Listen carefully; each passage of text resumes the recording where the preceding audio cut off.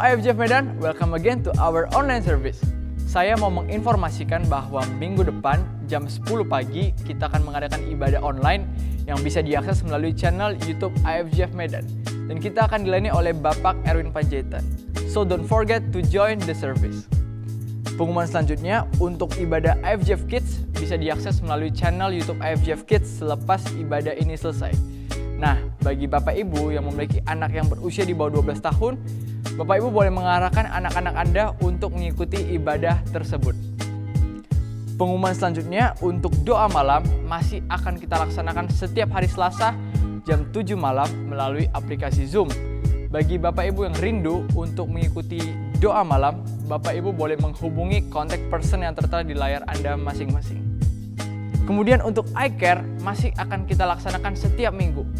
Bagi Bapak, Ibu, dan semua jemaat yang belum tergabung dalam komunitas iCare, yuk hubungin kontak person yang tertera di layar Anda masing-masing. Ibadah TYC, Teen, Youth, and College kita laksanakan setiap hari Sabtu jam 6 sore melalui channel YouTube IFJF Medan. So buat semua anak-anak TYC dari SMP, SMA, dan kuliah, jangan sampai lupa ya.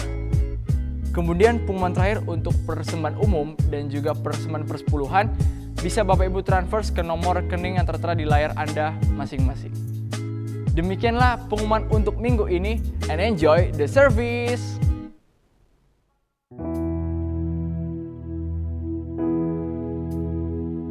There's nothing like your presence. There's nothing like your presence. This is where I wanna be. All I want is you. How lovely is your presence. How lovely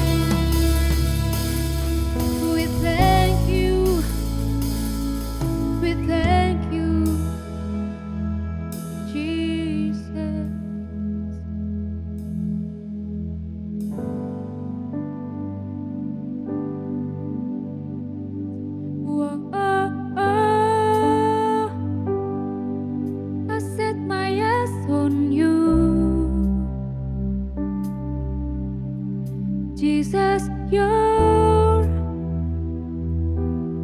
the one I hold on to. Whoa, I'll put my faith in you. You're my hope, the one I hold on to. Good morning, church. Pada pagi hari ini dimanapun kita berada, saya percaya kita penuh dengan semangat, kita penuh dengan Holy Spirit. Jadi mari Bapak Ibu dimanapun kita berada, kita bangkit berdiri, kita mau bersuka cita. Come on, sing with me. Keep moving forward, I won't look back. I stand amazed by your perfect promise. I won't look back. I'm leaving my past behind.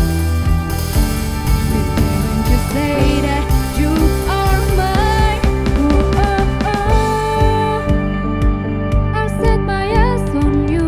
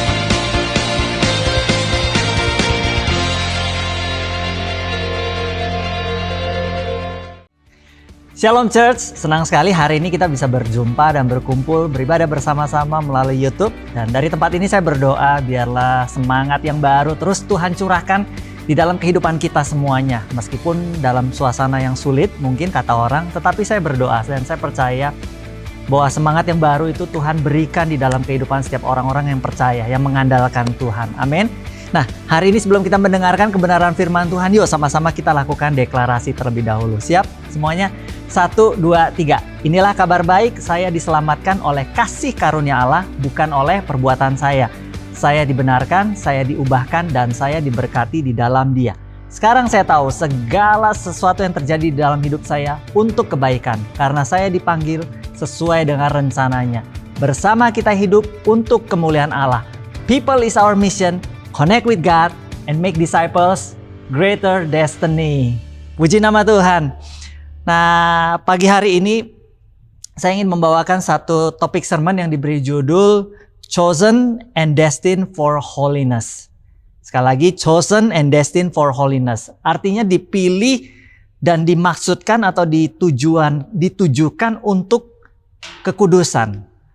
Nah, saya tahu bahwa kekudusan ini bukanlah satu topik yang populer atau sering dibawakan dan lain sebagainya. Namun, holiness ini adalah salah satu topik yang menurut saya merupakan basic sebagai di dalam kehidupan kita sebagai orang-orang percaya, bahwa kekudusan adalah satu basic. Ini seperti kita latihan kuda-kuda gitu loh. Kalau di dalam bela diri, di dalam misalnya olahraga, ya kita perlu latihan namanya kuda-kuda. Jadi ini sebagai satu yang basic. Nah, saya mau katakan gini, bahwa Tuhan adalah God of purpose. Tuhan adalah Tuhan yang bekerja berdasarkan tujuan. Jadi segala sesuatu yang Tuhan lakukan, segala sesuatu yang Tuhan kerjakan di dalam kehidupan kita semuanya, ada maksudnya, ada tujuannya. Seperti saat kalau kita melihat tukang sedang bekerja, mulai dari dia memilih jenis kayu, kemudian dia mulai memotong, bagaimana cara dia memotong, bagaimana kemudian cara dia membentuk, memahat, dan lain sebagainya, memberi warna. Itu semua dikerjakan setahap demi setahap sampai akhirnya apa yang dia buat itu bisa digunakan untuk satu tujuan tertentu. Mungkin menjadi satu meja, mungkin menjadi satu lemari, dan lain sebagainya. Nah, Tuhan adalah Tuhan yang bekerja selalu memiliki satu tujuan di dalam kehidupan kita. Ada satu proses yang kita lalui, namun pada akhirnya ada tujuan yang Tuhan inginkan di dalam kehidupan kita. Nah, hari ini firman Tuhan berbicara, mengingatkan kita bagaimana kita itu dipanggil, dipilih, dipanggil, dan ditujukan untuk hidup yang kudus. Kudus artinya dipisahkan atau dimaksudkan, dikhususkan atau dimaksudkan untuk tujuan-tujuan yang mulia. So kita pada saat kita menjadi kudus, itu artinya kita itu dipisahkan dari kehidupan lama kita. Kemudian kita itu dikhususkan untuk satu tujuan yang khusus di dalam kehidupan kita. Namun pertanyaannya begini, tapi saya kan sudah dibebaskan. Kenapa saya harus hidup di dalam satu batasan lagi yang Tuhan berikan? Saya nggak boleh ini, nggak boleh itu. Dan sepertinya saya nggak punya free will, ya kan? Boleh dong saya hidup sesuka saya gitu ya kan. Nah, kemudian juga ada pertanyaan, apakah Tuhan itu sebenarnya peduli nggak sih? Atau Tuhan punya prinsip-prinsip tertentu nggak sih untuk saya sebagai orang percaya itu menjalani kehidupan saya? Nah, hari ini untuk membahas itu semua, saya mau mengajak kita semua untuk sama-sama kita buka 1 Petrus 1 ayat 13 sampai 19. 1 Petrus 1 ayat 13 sampai 19. Saya akan mulai bacakan ayat yang ke-13 terlebih dahulu. Sebab itu, nah ini penting ya kata sambungnya. Sebab itu apa? Kalau kita belajar bahasa Indonesia kan, sebab itu berarti di depannya ada kalimat tertentu. Di depannya ada sebab tertentu gitu ya. Karena begini, maka sebab itu. Nah, 1 Petrus 1 ini kan dimulai dari ayat yang ke-1 sampai ke-12 terlebih dahulu. Sebelum dipisah oleh perikop yang baru. Namun kalau kita baca mulai dari ayat yang ke-3 sampai ayat yang ke-12, itu dijelaskan di situ bagaimana kita di dalam kehidupan kita itu kita sudah dilahirkan kembali oleh kematian Kristus dan dianugerahkan hidup yang baru. Satu harta yang gak bisa layu, yang gak bisa diambil oleh siapapun. Dan kita sudah diberikan hidup yang baru, diberikan hidup yang memiliki satu tujuan. Nah, tujuannya apa? Sebab itu, baru berlanjut di sini. Sebab itu, siapkanlah akal budimu. Waspadalah dan letakkanlah pengharapanmu seluruhnya atas kasih karunia yang dianugerahkan kepadamu pada waktu penyataan Yesus Kristus. Nah, saya suka sekali dengan terjemahan bahasa Inggrisnya dari New King James Version. Saya akan bacakan demikian. Therefore, gird up the loins of your mind. Ada kata gird up the loins of your mind. Kalau kita mempelajari kata gird up the loins ini pada zaman dahulu di dalam masa waktu pada saat Yesus itu hidup, orang-orang Yahudi di sana mereka memiliki satu fashion style itu memakai baju yang panjang seperti jubah begitu. Nah, memang stylenya demikian. Namun pada saat mereka ingin melakukan satu aktivitas yang melibatkan pergerakan fisik yang lebih aktif seperti misalnya berlari, bekerja, take action seperti itu, mereka perlu gird up gitu loh. Jadi jubahnya itu digulung dan diikatkan di pinggangnya. Gird up the loins. Supaya apa? Supaya mereka nggak tersandung oleh jubahnya sendiri. Nah, Petrus di sini memakai kata gird up the loins of your mind, pikiran kita. Mengilustrasikan seperti jubah itu seperti pikiran kita. Memang kadang-kadang kalau kita pikir di dalam kehidupan kita, namanya pikiran kita itu bisa membuat kita tersandung. Banyak sekali orang yang tersandung karena pikirannya sendiri. Sebenarnya banyak sekali hal-hal yang kita khawatirkan, namun kekhawatiran itu sebenarnya nggak jadi kenyataan. Jadi pikiran kita itu bisa menjadi satu pikiran yang liar seperti itu. Satu pikiran yang bisa lari kemana-mana seperti itu. Ya kan, berapa banyak masalah keluarga yang timbul dari pemikiran-pemikiran kita. Mungkin suami berpikir tentang istrinya atau sebaliknya istri berpikir tentang suaminya. Kenapa ya dia lupa ulang tahun saya? Mungkin jangan-jangan dia sudah nggak sayang lagi. Nah, kalau pemikiran ini kita biarkan dan tidak kita imbangi dengan kenyataan atau informasi yang benar, maka kita bisa tersandung di dalam kehidupan kita. Jadi kita perlu gird up. Atau mungkin misalnya ada yang memuji orang lain di depan kita. Wah, si itu dia hebat sekali ya. Dia bisa ini, bisa itu, bisa ini, bisa itu. Kalau kita memiliki pemikiran yang kerdil, kita langsung berpikir, wah kalau si itu hebat berarti saya nggak hebat. Padahal kenyataannya tidak seperti itu. Kalau orang lain memuji seseorang di depan kita, bukan berarti dia sedang menjelekkan kita. Namun sayangnya seringkali kita, apalagi di dunia medsos saat ini, kita sangat-sangat bergantung dengan yang namanya pengakuan daripada orang. Nah, kita perlu gird up the loins of our mind. Pikiran kita mulai kita kendalikan. Dan di firman Tuhan dikatakan apa? Be sober and rest your hope fully upon the grace that is to be brought to you at the revelation of Jesus Christ. Jadi kita perlu gird up the loins of our mind. Pikiran kita itu kita kendalikan, sadar, sober itu seperti kita sadar dari pengaruh alkohol. Dan kemudian rest our hope, mengistirahatkan, meletakkan harapan kita itu sepenuhnya, fully upon the grace, di atas kasih karunia yang dibawa kepada kita, is to be brought to you. Saya sangat bersyukur bahwa di sini dikatakan bahwa grace itu to be brought to us, dibawa kepada kita. Kasih karunia itu bukan karena perbuatan kita, bukan karena kita hebat, bukan karena kuat dan gagah kita, tetapi kasih karunia itu dibawa kepada kita. To be brought to us by the revelation, at the revelation of Jesus Christ. Jadi seperti kayak kalau dibawa, kasih karunia itu dibawa kepada kita, seperti kayak misalnya kita breakfast gitu ya di hotel. Biasanya kita harus turun ke bawah atau naik ke atas untuk masuk ke ruangan breakfast dan kemudian kita mulai mengambil makanan di situ. Tetapi ada satu service yang breakfastnya itu bisa dibawa ke kamar kita. Ini satu pelayanan ekstra yang diberikan oleh pihak hotel biasanya.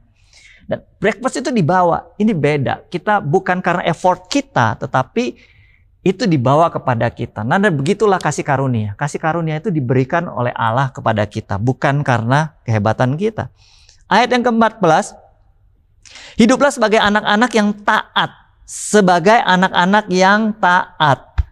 Dan jangan turuti hawa nafsu yang menguasai kamu pada waktu kebodohanmu.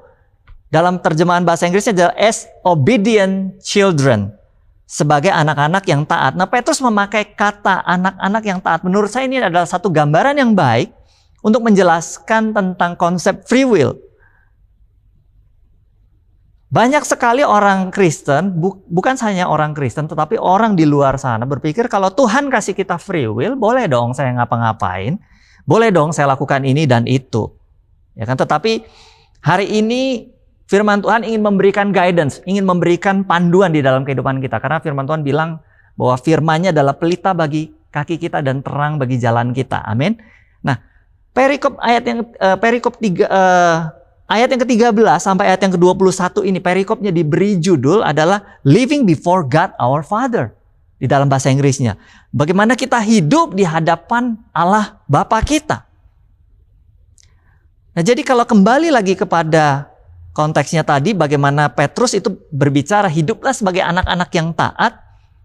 Nah, kalau kita bicara tentang keluarga, saya mengalami sebagai seorang ayah, nah sering sekali sebagai orang tua, seiring berjalannya waktu, seiring berjalannya anak kita itu bertumbuh menjadi lebih dewasa, maka ada satu kebebasan tertentu yang mulai kita rilis, mulai kita berikan kepada anak-anak kita dalam menjalani kehidupan.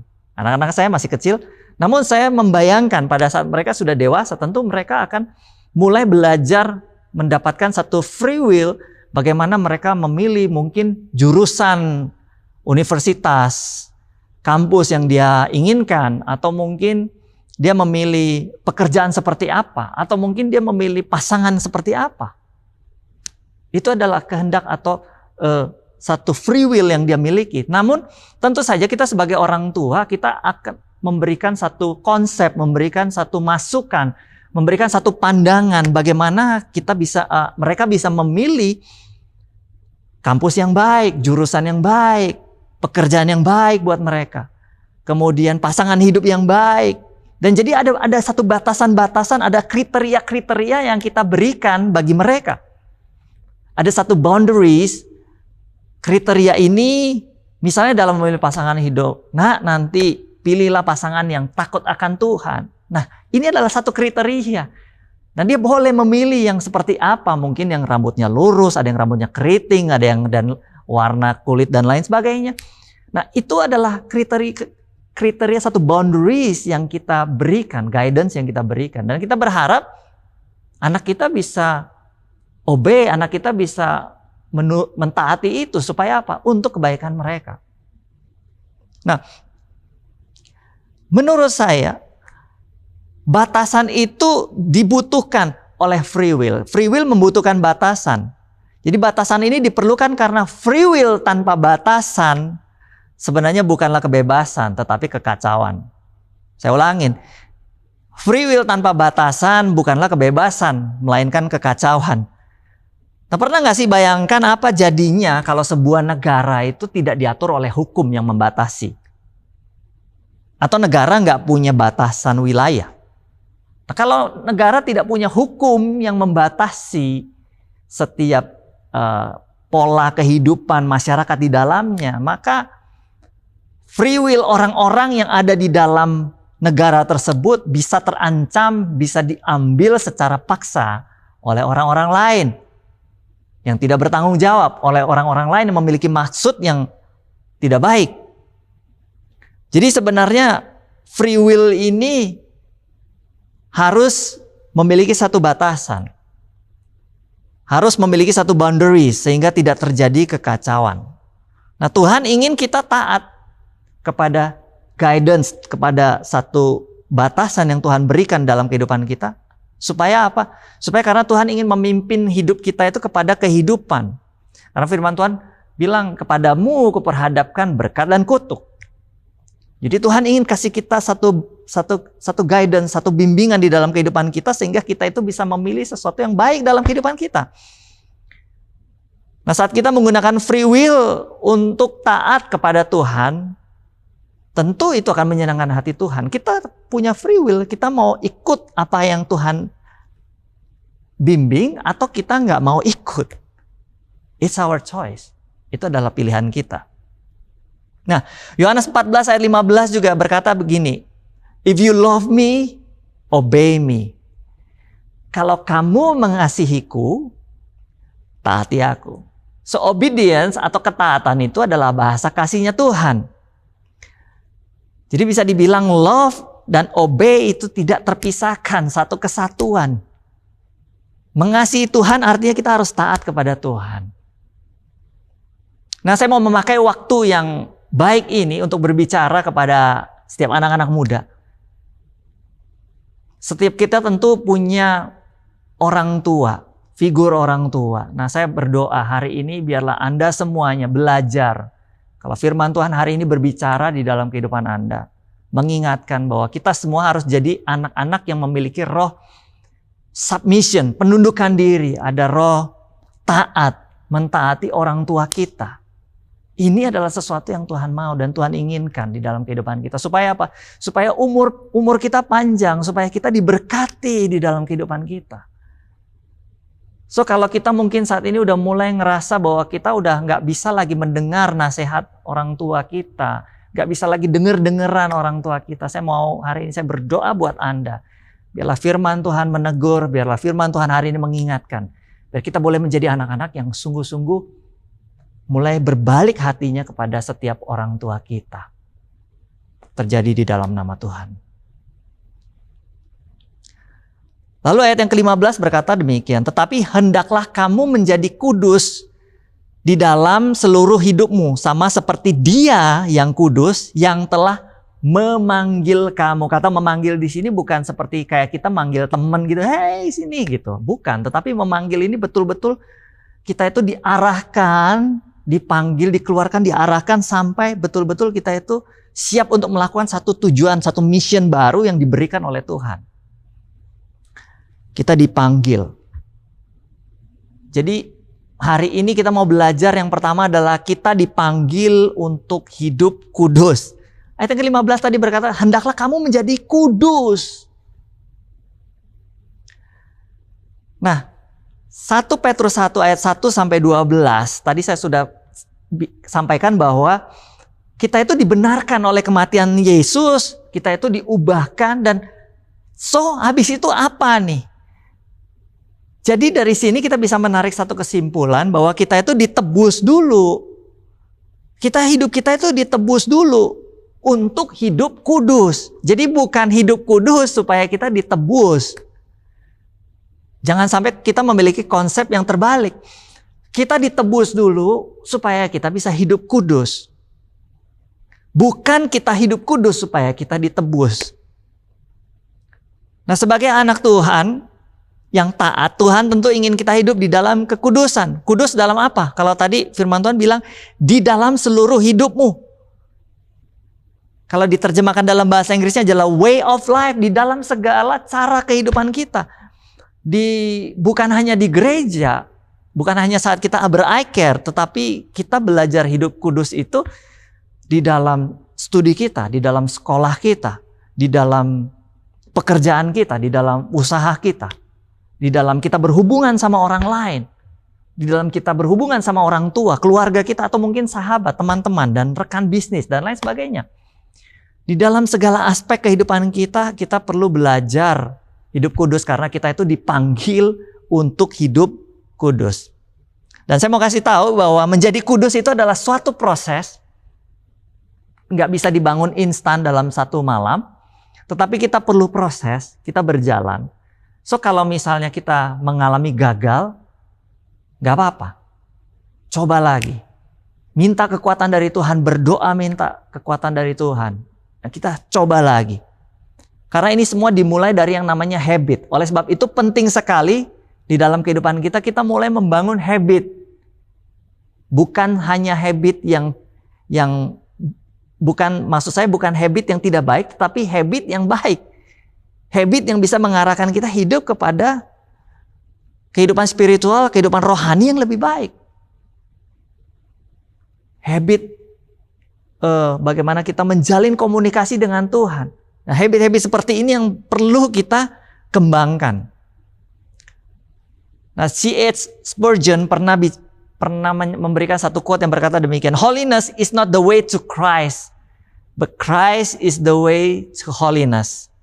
Jadi kekudusan itu bukan jalan kepada Kristus, tetapi Kristus adalah jalan kepada kekudusan.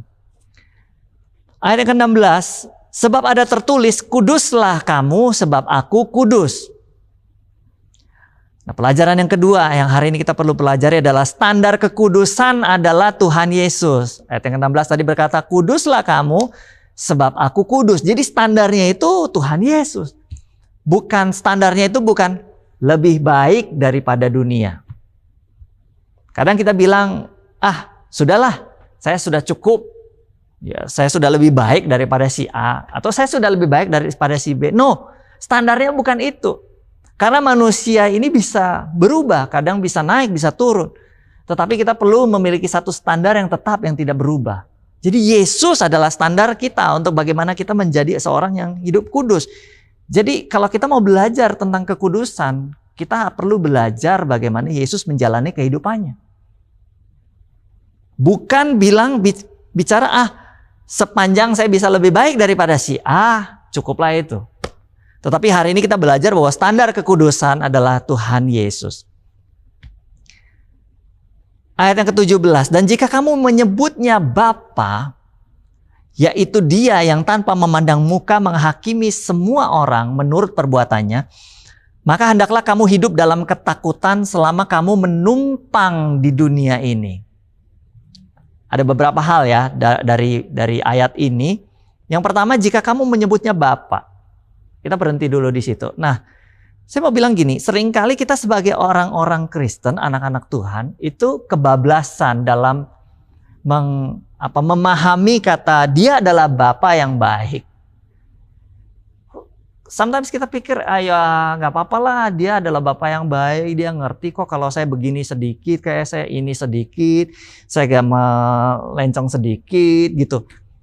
Sometimes kita bisa kebablasan, karena kita memiliki satu pemahaman bahwa Dia adalah Bapa yang baik. Betul bahwa Dia adalah Bapa yang baik, tetapi kita juga perlu tahu bahwa Dia adalah yang tanpa memandang muka menghakimi semua orang menurut perbuatannya, bahwa Dia juga adalah hakim yang adil. Jangan taruh Tuhan pada posisi yang sulit, seolah-olah kalau Dia Bapa, Dia tidak menghakimi, Dia nggak menghakimi kita, tetapi Dia menghakimi kita karena Dia adalah Raja yang adil. Tapi dalam relationship kita betul bahwa kita boleh memanggil Dia Bapa. Tetapi yang mau saya sampaikan adalah jangan sampai sebutan Bapa itu mengurangi respect kita, mengurangi rasa hormat kita, sehingga kita menurunkan standar daripada kekudusan, hidup kudus yang kita miliki dalam kehidupan kita. That's the point. Itu poin daripada ayat ini. Jangan sampai kita menyebut Dia Bapa, tapi kita langsung, oh ya Dia Bapa, dan kemudian kita mulai menurunkan standar kekudusan yang kita miliki. Maka hendaklah kamu hidup dalam ketakutan. Ketakutan di sini bukan berarti kita takut, kita serem begitu ya, tetapi sungguh kita itu fear of God, takut akan Tuhan. Kita itu takut melakukan hal-hal yang tidak Tuhan inginkan. Is the fear of God, takut akan Tuhan. Selama kamu menumpang di dunia ini. Nah, sekali lagi kita diingatkan bahwa hidup kita ini ada expirednya, ada akhirnya. Setiap kita, kadang gini, pada saat kita masih muda, kita cenderung berpikir, apalagi pada saat kita umur belasan, kita umur 20-an gitu, kita berpikir bahwa kehidupan kita ini seolah-olah unlimited gitu loh, nggak ada habisnya. Namun seiring berjalan waktu kita perlu belajar bahwa hidup kita ini ada batasnya. Kita menumpang di dunia ini. Nah, penting sekali di dalam hidup kita yang sementara ini, yang sebentar ini, yang kita saat ini menumpang, berkemah, kita itu hidup sungguh-sungguh sesuai dalam jalur apa yang Tuhan inginkan dalam kehidupan kita. Nah, hari ini sekali lagi Tuhan mengingatkan kita dipanggil untuk hidup kudus. Saya nggak perlu ngajarin saudara pengertian yang lebih jauh tentang hidup kudus, karena sebenarnya dalam pikiran kita, sebenarnya kita sudah tahu, kita sudah bisa menimbang-nimbang mana yang baik, mana yang tidak. Kita sebenarnya sudah tahu. Hanya saja dibutuhkan satu kedisiplinan, membangun satu habit yang baik untuk bisa memiliki standar hidup kudus yang baik. Antara mau atau tidak.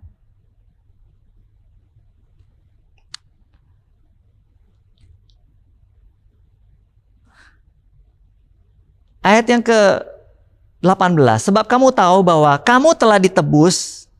Sekali lagi, kamu telah ditebus. Kamu tuh sudah ditebus. Kita, Anda dan saya, ini kita sudah ditebus. Dari cara hidupmu yang sia-sia yang kamu warisi dari nenek moyangmu.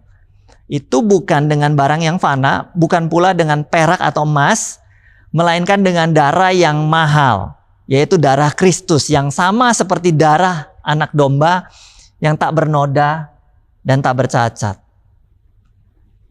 Jadi yang ketiga, hari ini kita mau belajar bahwa Yesus adalah alasan kita menjaga kekudusan.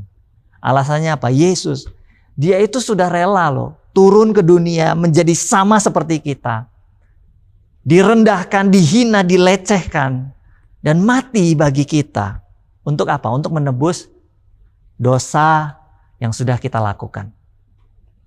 Maksud saya bukan menebus dosanya, tetapi menebus hidup kita dari dosa yang sudah kita lakukan. Jadi, seperti begini, dulu pada saat kita berdosa, tentu saja nilai daripada kehidupan kita itu sungguh-sungguh buruk, ada di bawah. Tetapi Tuhan memberikan value yang baru, Tuhan memberikan nilai yang baru, ada pertukaran yang mulia di situ. Karena apa? Karena Tuhan menyamakan nilai hidup kita yang hina ini dengan darahnya yang mahal. Dia samakan. Sehingga dia memberikan satu value yang baru buat kehidupan kita. Secara tidak langsung kita diangkat. Nilai kehidupan kita itu diangkat.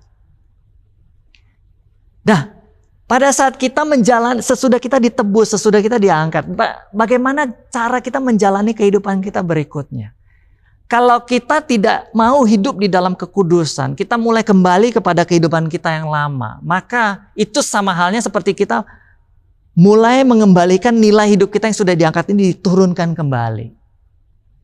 So dengan kata lain kita bisa bilang bahwa kalau kita nggak mau hidup kudus, kalau kita nggak mau belajar hidup kudus, diproses untuk hidup kudus, itu sama halnya dengan kita itu menyia-nyiakan apa yang sudah Tuhan lakukan dalam kehidupan kita. Menyia-nyiakan pengorbanan Tuhan di dalam kehidupan kita. Nah, Tuhan sudah menebus hidup kita, memberikan satu nilai yang baru. So kita perlu ingat bahwa alasan kita menjaga atau alasan kita memiliki hidup yang kudus adalah Yesus. Yesus adalah alasannya. Nah, untuk mengakhiri sharing saya pada pagi hari ini, saya ingin membagikan satu cerita. Ini adalah satu kisah nyata. Ada seorang anak yang lahir di keluarga yang bisa dikatakan cukup berantakan. Ayahnya itu langganan keluar masuk penjara. Dan pada saat si anak memasuki bangku SMA, ayahnya ini dibunuh di dalam penjara. Ibunya adalah seorang yang memiliki ketergantungan pada obat-obatan terlarang, kokain. Nah, si anak ini hidup 12 bersaudara. Ya, dari kecil dia kelas 1 dan kelas 2 dia pernah nggak naik. Dan di dalam 9 tahun masa dia sekolah, itu dia menghadiri atau dia itu masuk keluar di 11 sekolah yang berbeda. Bayangkan dalam 9 tahun Dia sekolah di 11 sekolah yang berbeda. Kalau kita pindah sekolah aja itu rasanya cukup berat. Kadang-kadang harus meninggalkan teman yang mungkin kita sudah akrab, sudah kenal lama, kita harus tinggalkan. Kita masuk ke dalam satu lingkungan yang baru. Nah, bayangkan ini begitu masuk lagi, baru mulai lagi dipindahkan lagi. Jadi dia nggak punya teman, tidak punya gambaran tentang sahabat, tidak punya gambaran tentang keluarga karena dia hidup jauh dari orang tuanya. Umur 7 tahun dia sudah dimasukkan ke rumah seperti panti asuhan dan keluar masuk dari satu panti asuhan ke panti asuhan yang lain. Bahkan dia juga sering homeless, nggak punya rumah. Dan di umur 16 tahun dia diadopsi oleh satu keluarga yaitu Sean dan Lei Enetohi. Kalau saya nggak salah mengucap namanya, Sean and Lei Enetohi. Di umur 16 tahun. Nah, karena postur badannya yang besar dan dia cukup kuat gitu. Nah, dia mulai tertarik untuk bermain basket dan bermain football. Football itu seperti rugby gitu ya, bukan sepak bola tapi rugby gitu. Nah, ini football. Nah, kemudian di umur 17 tahun dia mulai bermain secara reguler di sekolahnya.